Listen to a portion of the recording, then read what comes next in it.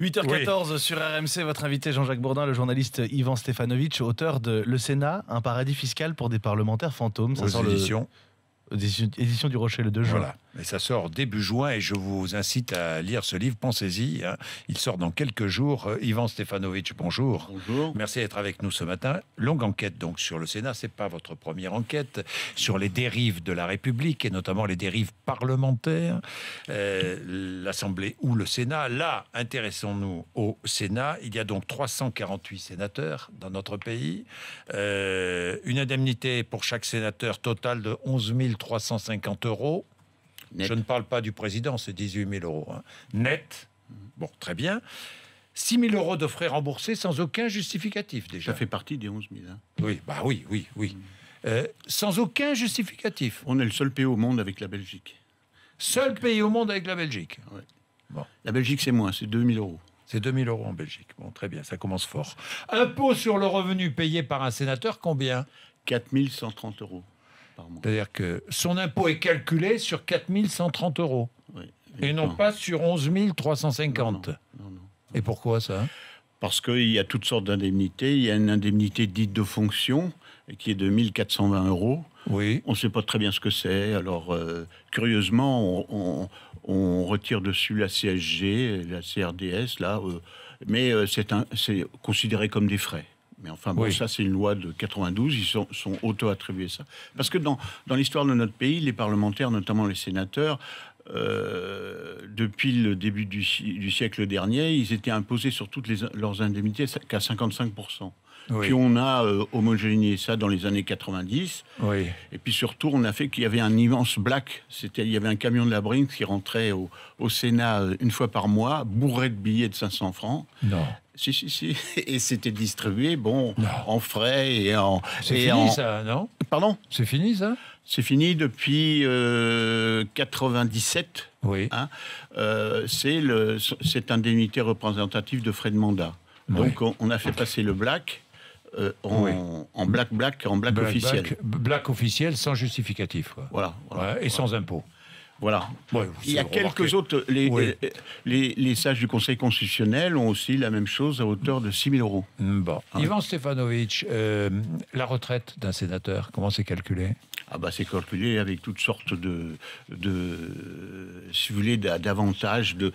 C'est tout ce par exemple, il y a 45 dignitaires qui ont, chaque fois que vous êtes vice-président du Sénat, questeur, vous avez 4 000, 2 000 en plus. Ce qui fait que Charras, aujourd'hui, rien qu'avec le Sénat, il a une retraite de 13 000 euros brut. Ah bon ? Sans compter le Conseil constitutionnel, sa retraite de maire, sa retraite de conseiller. Donc, il reçoit environ 25 000 euros brut par mois. Combien ? 25 000. Non, mais attendez, 25 000 euros de retraite. Oui. Ah, c'est pas mal, non ? C'est pas mal, non, Yvan ? Avec le Conseil constitutionnel. Oui, avec le Conseil constitutionnel. Mais il a 13 000 euros. Disons qu'il a environ un peu plus de 15 000 euros bruts de retraite. J'ai vu, et c'est une info que vous donnez dans votre livre, j'ai vu que des sénateurs, 14 ont été sanctionnés, c'est une première, en fin d'année 2015 pour absentéisme. Ce sont des révélations que vous faites. Alors, qui y a dans cette liste ? Attendez, il faut que je ne pas ça par cœur. Oui, non, on va pas la donner par cœur, mais... Non, mais il y a, je dirais, pour la plupart, c'est des gens, je dirais, 10-12... c'est des distraits et c'est des gens qui n'ont pas de relation au sein de la haute hiérarchie du Sénat et surtout des relations politiques. Par exemple, il y a le brave Serge Dassault qui vient tout le temps. Serge Dassault, oui. Et puis il a oublié qu'il fallait venir aux questions orales parce qu'il y a différents thermomètres. Oui, donc lui, finalement, il est là, quoi, lui. Mais maintenant, il est là impeccable parce qu'il ne savait pas. Il ne savait pas, oui. Il a dû payer une amende de 2 150 euros. Oui, c'est terrible. Oui, pour Serge Dassault, c'est terrible. Si vous ne venez pas du tout au Sénat... Oui. On vous retire au maximum 4 500 euros. C'est-à-dire que quelqu'un qui ne vient jamais, il a 4 500 moins... ça moins fait, 11 000 et quelques, il a 7 000 euros pour rester chez lui, quoi. C'est le cas depuis 19 mois de M. Paul Vergès, sénateur de La Réunion, qui est en longue maladie, et il touche son IRFM, c'est-à-dire les 6 000 euros, il les touche tous les mois. Ah oui. Il n'est pas question, comme un citoyen moyen, d'aller vérifier s'il est bien malade. Et on lui donne ses frais en plus. On lui fait confiance. Ça, c'est extraordinaire. Il a une excuse. Mais Bon, Ouais. on lui fait confiance. Alors, dans la liste, il y a Gérard Collomb, que je reçois tout à l'heure, qui est le sénateur maire de Lyon, Oui, qui a mais- amélioré sa situation. Là, Bah vous oui, dites. par rapport à avant, il vient beaucoup. Il vient Mais quand beaucoup vous plus, comparez, par exemple, Monsieur Placé, Jean-Vincent Placé, Jean-Vincent tiens. Placé, Voilà. il est venu 3 fois à la commission de la Défense, et la commission de la Défense est revenue 20 fois. Et bon, on a trouvé qu'il avait fait un voyage avec François Hollande. Et le comme Front ça. National qui nous donne sans cesse des leçons. Là. Les deux sénateurs, Ah, ils sont jamais sanctionnés. là.